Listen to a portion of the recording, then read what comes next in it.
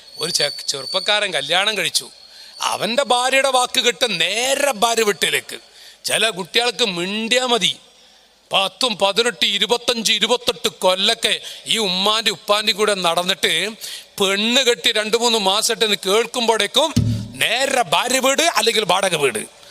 എന്താണെന്നറിയും, മോനെ നീ എവിടോ പൊയ്ക്കോ, ഉമ്മാനും ബാപ്പാനും വലിച്ചെറിഞ്ഞ് പോരുതട്ടാ, എന്നേക്കു ശാപാണടാ, നീ വളരൂല.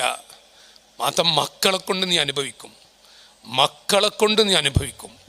നീ സൂക്ഷിക്കണം. അത് ഉമ്മാനെ വലിച്ചെറിയാതെ നിങ്ങൾ എവിടെയെങ്കിലും പോയിക്കോളി, എവിടെ പോയി താമസിച്ചോളിയും. ഉമ്മാനെ വലിച്ചെറിയത്, ഉപ്പാനെയും വലിച്ചെറിയത്. ഞാൻ അത്രയും നിങ്ങളോട് പറയുന്നുള്ളൂ.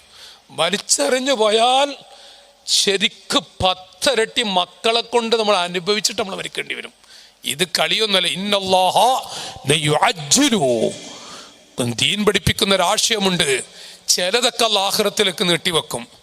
ഉമ്മയൊരു തുള്ളി കണ്ണീരൊടിക്കട്ടെങ്കിൽ ഇവിടെ നിന്ന് കിട്ടും. അത് എന്നിട്ടേ മരിക്കൂ. ആരെക്കൊണ്ട്? നമ്മുടെ മക്കളെ കൊണ്ട് തന്നെ. ഞാൻ എൻ്റെ ഉമ്മാനെ കരയിപ്പിച്ചിട്ടുണ്ടെങ്കിൽ എൻ്റെ മക്കളെ കൊണ്ട് 100 ഇരട്ടി കരയിപ്പിച്ചിട്ടേ എന്നെ മരിപ്പിക്കൂന്ന. അത് ചെറിയ വിഷയമൊന്നുമല്ല, അനുഭവിക്കും നമ്മൾ. അള്ളാഹു കാക്കട്ടെ. നിങ്ങൾ ആമീൻ പൊന്തുന്നില്ല, ഇതിൻ്റെ ആമീൻ അള്ളാഹു കാക്കട്ടെ.